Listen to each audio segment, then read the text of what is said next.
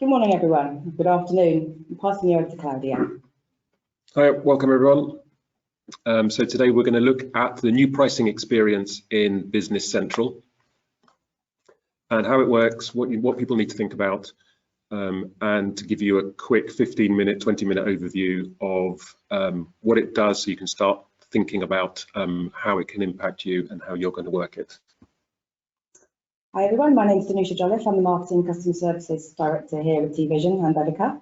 And just to let you know, whilst Claudia will be doing all the talking today, I'm going to be monitoring the chat and the questions.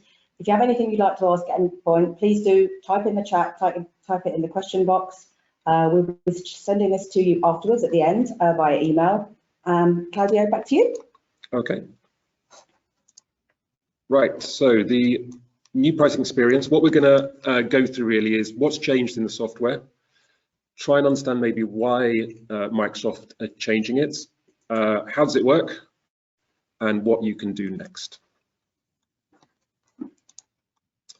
So from the what's changing point of view, so from the very beginning of Navision Business Central, the sales price and purchase pricing and discounting has always remained the same, the model that you're all used to at the moment. Microsoft a few years ago decided they wanted to change it, and this only applies to those that are on SaaS. So if you're on an on-premise, nothing will change until you migrate over to SaaS. If you're on SaaS, you have the ability to start looking at this now, and Microsoft will switch off the current way of doing pricing towards mid of next year with their Wave 1 update. They'll be switching off, so effectively forcing everyone to move over to the new model. And the new model, although Microsoft call it sales pricing, it does impact both sales and purchase pricing, sales and purchase discounts.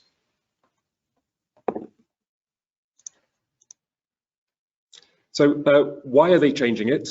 I think there's probably a couple of reasons why Microsoft decided to change it. The primary one is I think it's a simpler thing to understand for people. It's more in the way that people expect sales and purchase pricing to work. So it's based on price lists rather than just a long line of prices that you're setting up. It also makes it more in line with other Microsoft products. So from the Microsoft ecosystem or the Microsoft world point of view, if they have a similar process for pricing across all their products, I think that makes more sense, easier to migrate between products. And then the one that's probably the most interesting for us and for the future is that the way they've structured it, number one, it's easier for us to do development on pricing if we want to. So if there's any new kind of schemes that people need to set up with their pricing, this is an easier way of doing it. And also I think it paves the way for Microsoft to introduce more complex pricing structures. So for example, in the retail world, you know, buy 6, get 1 free, buy a set of items, get something else discounted or free. We get asked that quite a lot, and the product has never been able to manage those types of complex pricing. But with this new structure, although this isn't in the product at the moment, I suspect that in the future they will be on the SaaS product making releases that do this kind of additional functionality, the sorts of things that you'd expect maybe if you're a retail outlet. So how does it work? What actually have they changed?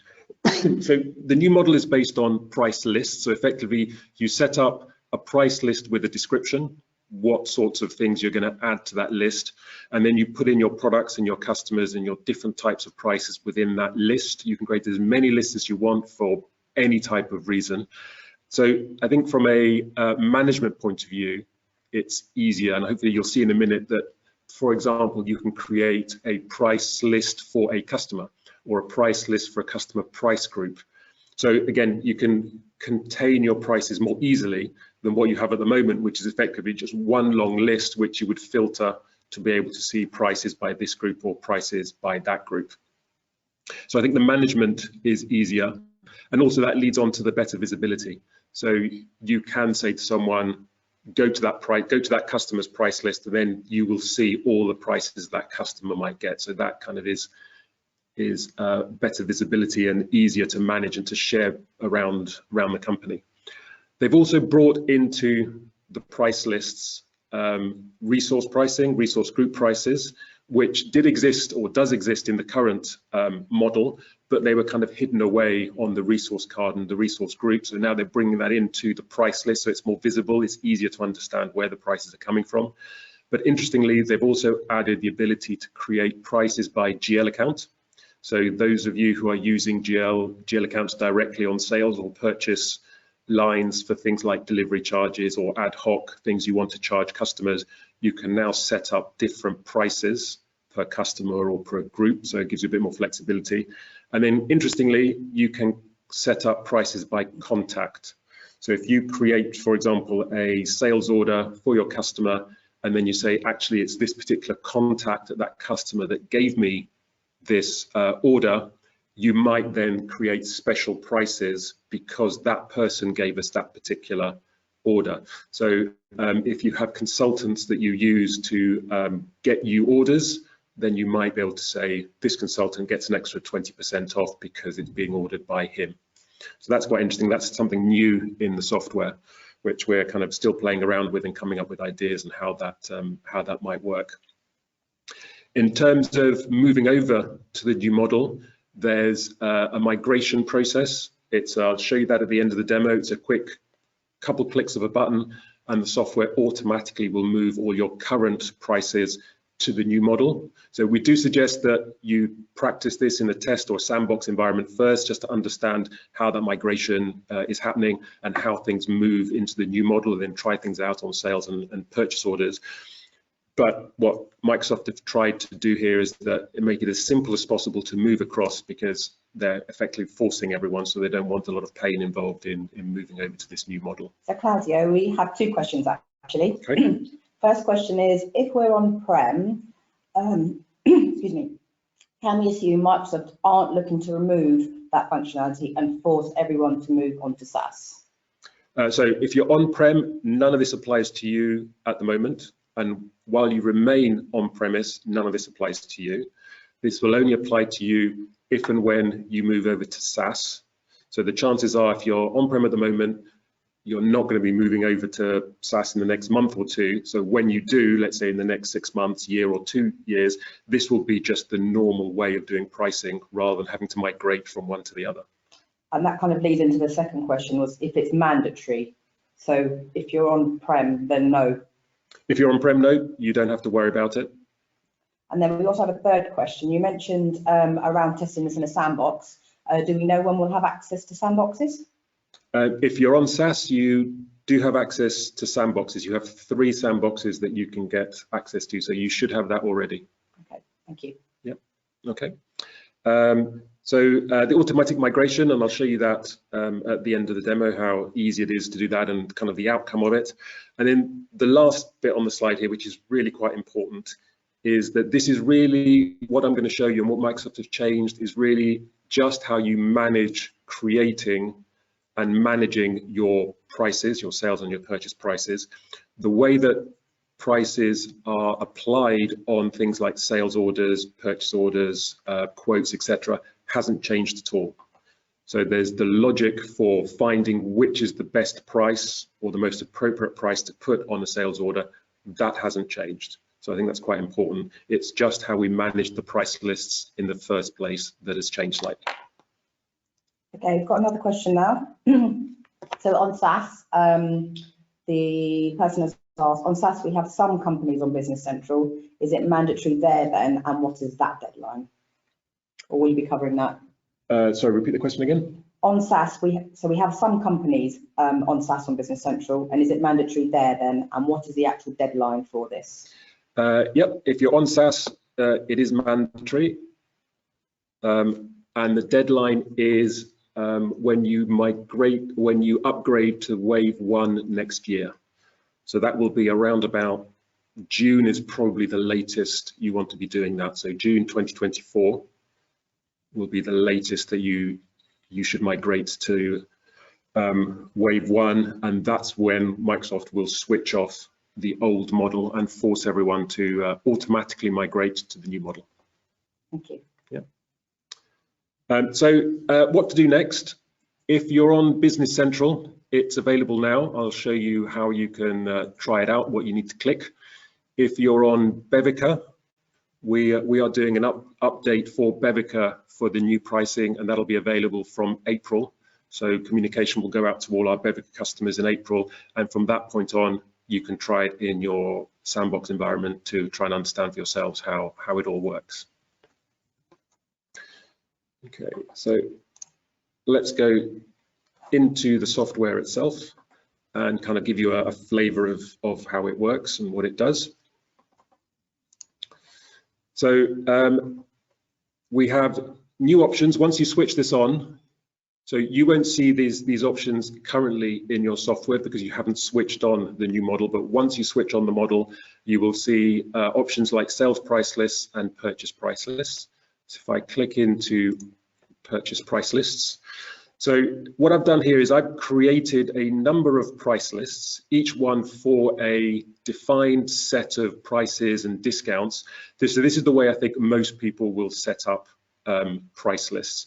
So you'll see here I've got price lists that are date ranged. Up here we've got some main price lists for a particular date range. They can be inactive, draft, or active. Again, that's quite nice. So you can plan prices, or you might even use it as part of an authorization process where you say for a particular customer, the salesperson creates the prices, they're inactive until someone with the right authority comes along and activates them. So it's a nice way of, again, keeping things under control. So you set them to draft to begin. Then when you want them to go live, you set them to active, and then the dates kick in.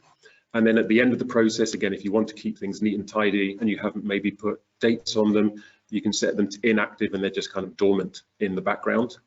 So you'll see the types of price lists I've created here for different reasons, keeping things tidy in different groups. Claudia, we have another question. How different is this from inventory price lists?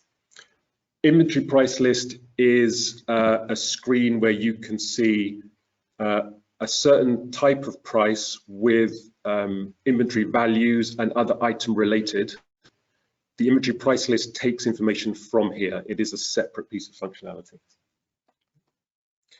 So for example, if I go into my main price list, this active one, so price list number 2, when I open it up, the way that the price list works is you have some header fields where you really, if you want, you set up the defaults for the lines. So here, for example, I've said that all the items I'm going to create, all the things I'm going to add to this price list are added to the all customer price. They don't include VAT. They are for these between these two date ranges. And then all the lines are going to allow invoice discount and allow line discount. So that means that when I create or add items to the lines here, it'll default all of these values to the line. So again, makes it easy. I can just put in my product code. If I have a variant, I can put the variant in, minimum quantity, unit price, etc. So the lines look a lot like what you're used to at the moment in terms of the sorts of information the system is asking for. If I close. We have another question. Yep. How will mass import of pricing work where you have a sales price worksheet per list?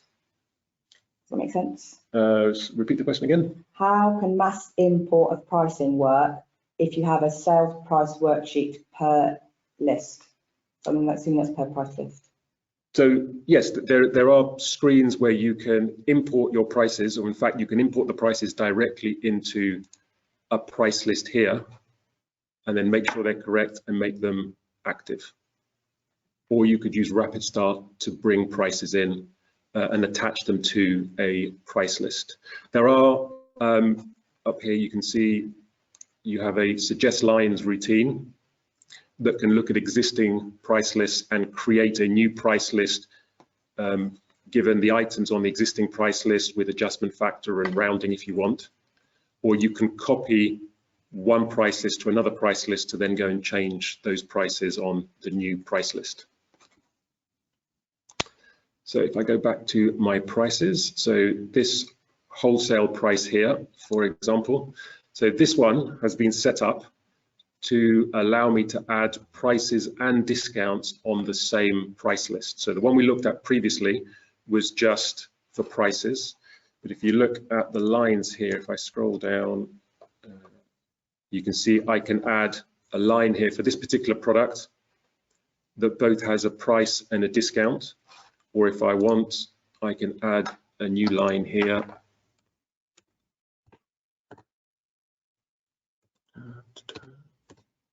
Which might be just for a price or just for a discount. So again, you can add them all into one price list. You also notice here that the line has gone red. So if the price list is active, when you create a new line on that price list, it doesn't automatically make it active. It goes red because it wants to verify the lines, because you might be creating a price that is identical to one that already exists either on this price list or a different price list. So to make it active, you have to verify the lines, and when you verify it does that check,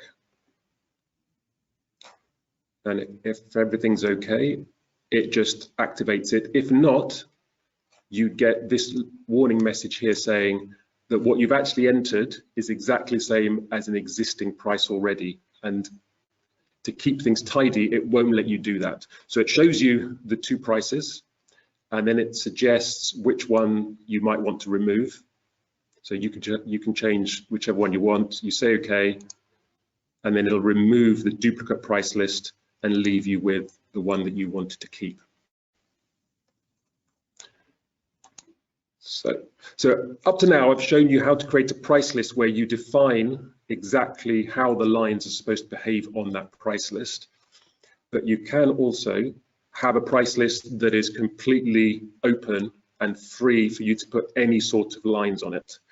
So this is a pretty much empty price list, and you'll notice here that I've ticked allow updating defaults. So by ticking that, when I come down to the lines, it'll take the defaults from the header, but I am allowed to change the details on the lines. So whereas in the previous ones, each price list was for the specific details on that header, this one, I can add a line that might be for a group of customers, for an individual customer, for all customers, for a contact, anything I want to. So this might be a price list you have that might mop up kind of miscellaneous type of prices around the system. Okay. So really the main thing I think people have to think about is how you're going to manage this list here. Will you have one price list that has all the prices in it?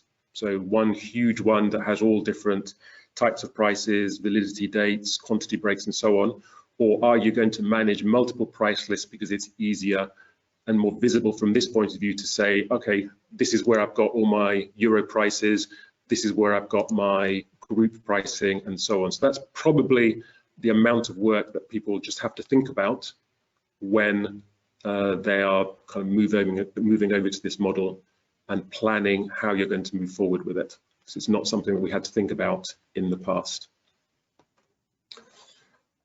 Okay. So I'm now going to show you how you migrate from the current model to the new model, and it's really easy. So what you do is you go to a company, Sandbox first for testing, you go to feature management, and for those that don't know, feature management is a list of all the new functionality that Microsoft are bringing into the product, where you can either try it out, or if you click on learn more, it'll take you to some article that Microsoft have written explaining how it works. So in a sandbox environment, you might be able to click on something like this one, modern action bar, and try it out to see if it works, and then you can go to your production environment and do the same thing and set it up for real. For this particular one, sales pricing, if I click on new sales pricing, there's an option here, feature update, new sales pricing experience, and you'll see it says pending data update. because I've already set it up on some companies in this environment, but not in all companies. In this one, I haven't actually switched it on. So if I click data update and schedule, it's asking me, do I want to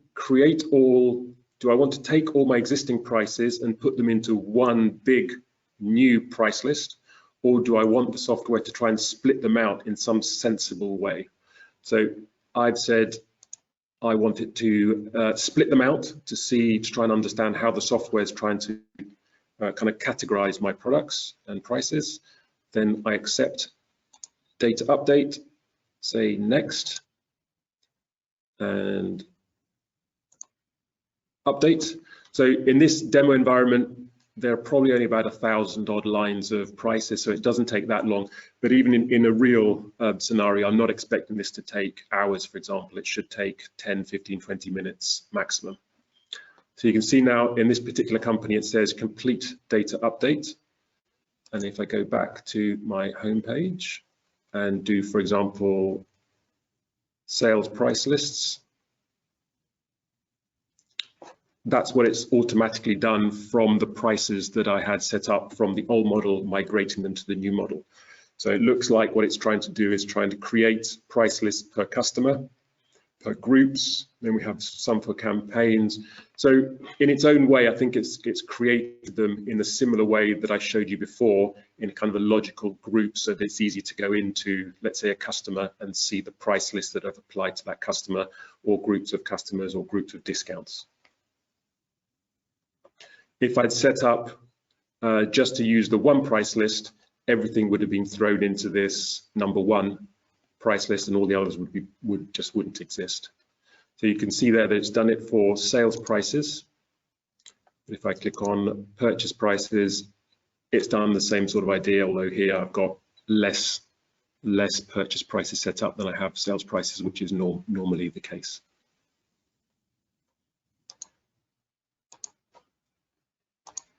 So just the last thing I want to show you is how you can see your prices maybe from the item card or the customer card. So if I click on customers,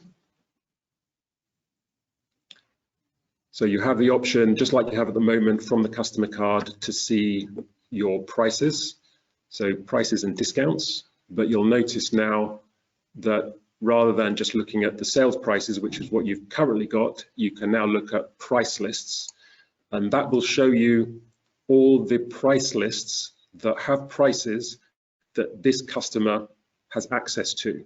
So this customer is called the Asala Bar and Grill, so they can see their own specific special prices. They can obviously have access to the main price list for the all customer prices, but they are part of the bar customer price group, so that's why we can see that prices as well, and then the euro and the USD, if they buy in those currencies, that's why those prices are available. And then from here, if I want to, I can drill down and actually go into the price list and see the details. The other option is looking at sales prices, and this will show me the specific lines that are relevant to this particular customer. So here, this customer has these special prices, and the prices are over here on the right hand side, and you would see discounts here as well if there were customer specific discounts. And you have the same option on the vendor card and the item card to look at the price list that exists for that particular item or vendor, and then the individual prices and discounts for those vendors and items. Okay, that was just a quick overview. Hope it made sense, and it started to make you think a little about how you might set it up for yourselves. You could just switch it on and use it as the data migration is expecting you to, but I think you'll get the most out of it if you have a think about how to create them and how you want to manage them going forward. Okay. Yeah, we haven't had any more questions from the batch earlier. I can't see any more coming in. No more questions at the moment. Okay. Great. Well, thank you so much, everybody, for joining us today. We hope that's given you a flavour for what it looks like when that sales price, that new sales price list comes in. If you've got any further questions, do get in touch with us, and I can facilitate a conversation for you. As I said previously, the webinar will be available on demand on the website, and you'll be sent out a link in a couple of days. Thank you so much, everyone. Have a great day.